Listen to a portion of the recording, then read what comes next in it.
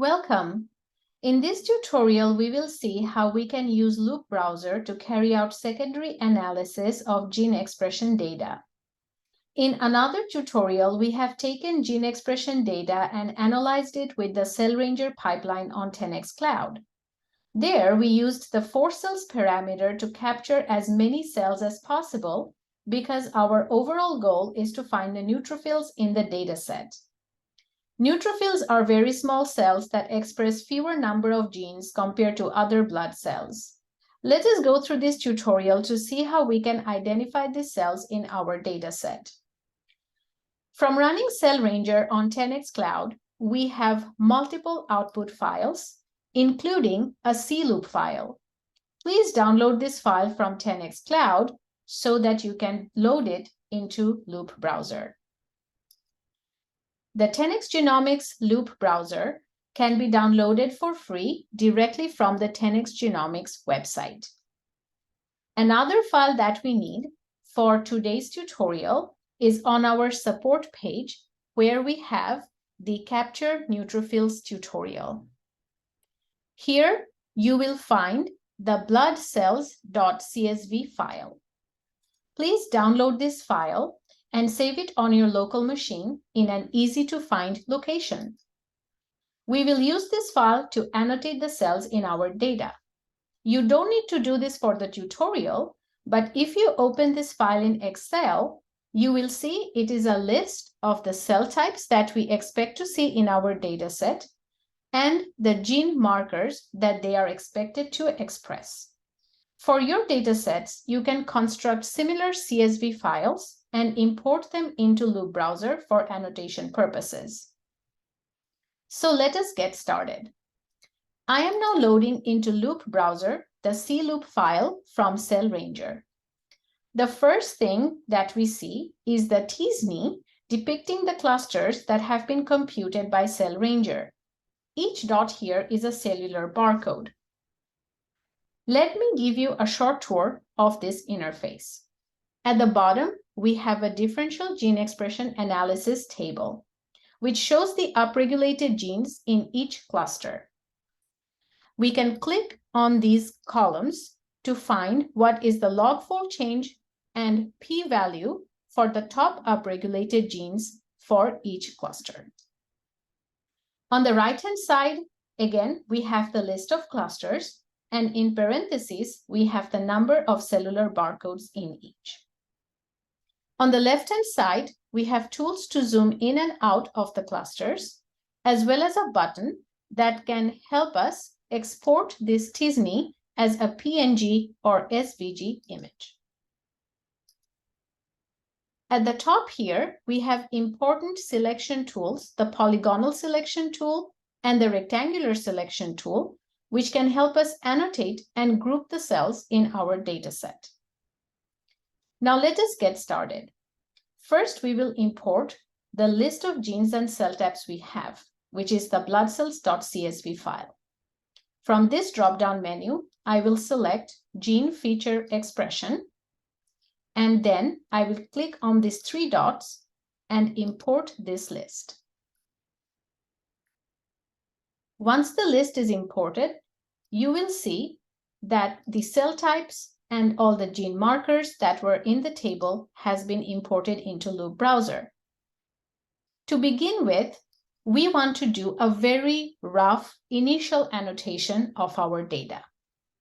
When we look at the neutrophil markers, we see a lot of the cells in this data are lighting up. We want to keep as many neutrophils in the dataset as possible. So I will select 0 here at the bottom because I want to create a group of cells that has any expression of each of these 5 genes and annotate them as my neutrophil cells. I'm going to name this category my initial annotation and name this cluster neutrophils. Next, I want to do the same for the other 3 cell types in the list. So first, the T cells. When I look at these gene expressions, it looks like this cluster is the most likely candidate. I will select this polygonal selection, sometimes lovingly known as the lasso tool, and I'm going to select all the cells, and in the same category, these are my T cells. Next are our B cells. This is the cluster that's lighting up most strongly, and again, I'm going to group these in the same category as B cells.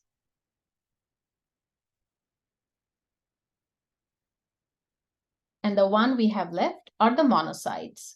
And this cluster is lighting up with this marker, CD14. And I'm going to select this group and call these our monocytes. Now you see, we have roughly annotated this data set. On this left-hand side corner, we have a box that says split on category. From this drop-down menu, I'm going to select the category that I have just used to annotate the cells. Here, we see separately the cells that we have annotated, and in gray here in this box, we have the cells that did not get annotated with our markers. What could be these cells? One hypothesis is that these are our background cells. Because we asked Cell Ranger to capture a large number of cells, it is likely that besides capturing neutrophils, some background barcodes also got captured. Let's see if that hypothesis is true. To select this group, I'm going to select the rectangular selection tool and label these in the same annotation category as background. And I'm going to save it. The idea for our analysis is to capture neutrophils. We don't really want to carry the background cells with us. And in order to get rid of the background cells, we can use a feature in Loupe browser called Recluster. When you click on this feature, you find another window pop up, which allows you to review your barcodes, which means you can add or remove barcodes by uploading a CSV. You can set thresholds for UMI, features, UMIs, and mitochondrial UMIs, etc. Today, we are going to set thresholds for features or genes and for mitochondrial UMI expression. Before I proceed, I also want to bring your attention to the right-hand side of this window. As you move through the stages of reclustering, this window keeps on showing you how many barcodes you started with, how many you have removed as you have set your thresholds, and it even shows you this statistic in per cluster manner. So you can see which cluster you are losing your cells from. This will be very handy for us to test our hypothesis that whether these cells that are purple and background in our data set, whether they are really background or not, and are we really getting rid of them when we are setting our thresholds. Let us look at the spread of the features or genes in our data set. We first see this plot, and this is in the linear scale. Let us look at it in the log scale. Here, in this violin plot, we are able to see there appear to be three distinct populations of cells. The top one has the highest number of genes per barcode. And then at the bottom, we have the cluster where there are the lowest number of genes per barcode. These are likely our backgrounds. The hypothesis is that most of the cells in the middle of this violin plot are our neutrophils. I want to now set this threshold, the lower threshold, so that we can get rid of most of these cells that are at the bottom. For reproducibility purposes, I will manually set this minimum threshold to 7.5. Now let us look at the statistics on our right-hand side. We see that we have actually removed 98% of cells from our background population. Therefore, there is support for the hypothesis that we stated before we started this exercise, that these populations are likely background barcodes that we do not want to carry forward in our analysis. We have lost some that we labeled as neutrophils as well, but we still have a fair number of neutrophils left in our data. So there's nothing to worry about. Now let us look at what are the mitochondrial UMIs in these cells. Loupe browser comes preloaded with the mouse and human reference genome. And because this is human data, we see that there is 9.4% similarity to this one. So I will select it and click on Submit. And here I can see what is the spread of percent mitochondrial UMIs per barcode for this data set. There are actually not too many cells that are expressing very high percentage of mitochondrial UMIs. However, I do want to set this upper threshold to 15%. For reproducibility, I'm going to set this manually to 15%. And again, we are getting rid of few more background cells. We did not get rid of a lot of neutrophils by this exercise either. So we are on a good position here. I'm going to click on Next. And here you see this is the final step. I do want to generate both a t-SNE and a UMAP for this. And I'm going to give this cluster a name, reclustering a name, initial annotation reclustering.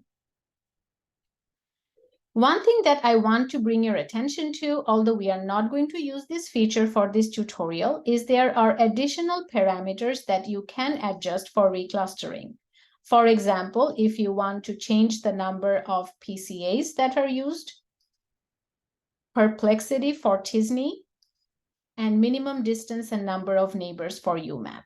You can also click on Learn More to learn more about these parameters should you choose to adjust them.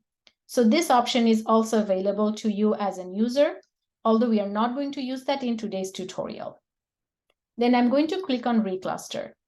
This can take a little bit of time, which is why I do have another window where this reclustering is already done. So let me pull out that window.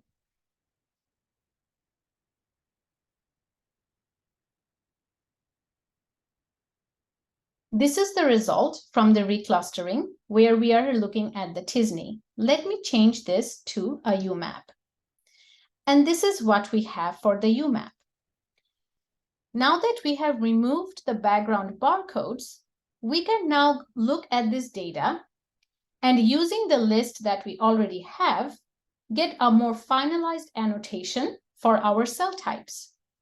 The imported list is still here. So I will go back to the imported list, and now we can look at the markers again.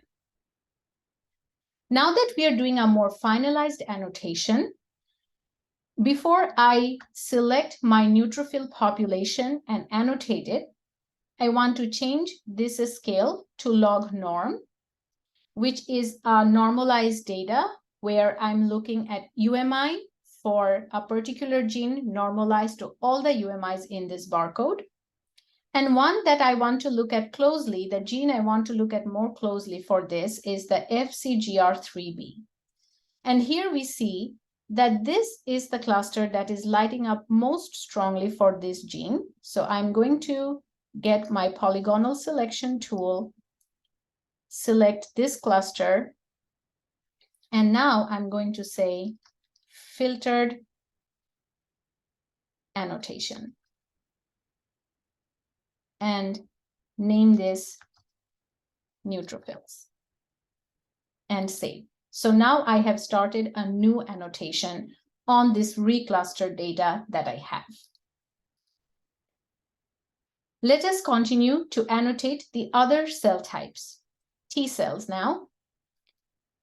So when I toggle for the CD3D and CD3E genes, I see this cluster is lighting up most, and I'm going to select this and include this in the filtered annotation as T cells. I'm going to do the same for B cells, these group of cells over here.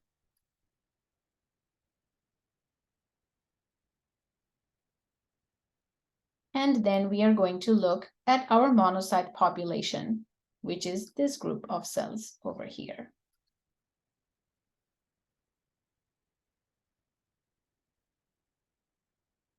Let us again split on these and see if we missed any population. I'm going to zoom in to show you that there are over here and here two very small population of cells that went unannotated. So what we are going to do here is go back to our polygonal selection tool and click on this so that we can label them as unknown 1 and then unknown 2 populations, because we don't know what these populations are. How do we go about understanding what these populations are? We can run a differential gene expression analysis. In order to do so, I just wanted to resize my window to show you this is the calculator button at the bottom that you can click to carry out differential gene expression analysis for all these clusters that are annotated and selected in this data set right now. So I'm going to click on it. And it's going to take a little bit of time to carry out the differential gene expression analysis, but it's done. So let us look closely at what our unknown 1 and unknown 2 populations are. I'm going to click on this column, and here we have the log fold change, and then over here are the p-values. So what we see here are upregulated genes are PPBP, we have TUBB1, and these indicate that this population is likely our platelets. So I'm going to go ahead and click on these 3 dots next to unknown 1 and rename these as platelets.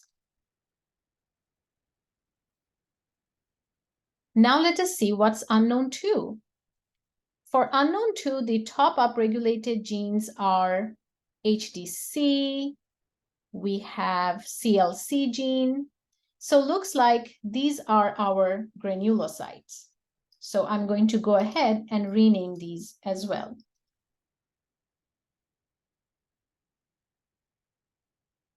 All right, so now we have our data set very well annotated, and we have achieved our goal, which is we have identified in this data set the neutrophils. We have 3,343 cellular barcodes annotated as neutrophils, which you can now use to study further. For example, you might want to look at the neutrophil subtypes. So for the neutrophil subtypes, what you can do is recluster just this neutrophil population. I'm going to unselect all the other populations, click on recluster, and again the recluster window pops up, and it also shows you that this is the only cluster that we are reclustering again. And I'm just going to skip over to the very last stage. I want to get a UMAP again, and I'm going to call this neutrophil subtype reclustering, and then recluster it. Again, this can take some minutes, so I will switch over to a window where I already have done this reclustering.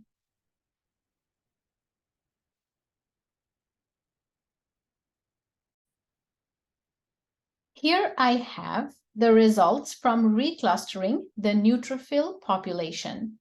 I'm going to switch over to the UMAP, and this is what that looks like. From here onwards, you can carry out differential gene expression analysis by clicking on this calculator and try to annotate each cluster that you see over here. For example, let us look at this green cluster over here at the edge of the UMAP. What could these neutrophils be? This is our cluster 4 or 5. So for example, for cluster 4 over here, these are the cells. I can click on the cluster to see exactly which one this is. And when we look at cluster 4, we see that it has high expression of LTF and S100A12, which likely indicate that these are neutrophils that are in early maturation. Now you can take your results from Loupe browser and use other third-party tools to analyze the data further. For example, by clicking on these 3 dots, you will be able to export this projection and import it into third-party tools so that you can carry on with your downstream analysis. I hope this tutorial was useful for you to understand how Loupe browser can take you further in downstream analysis of your gene expression data from 10x Genomics. Thank you for your attention.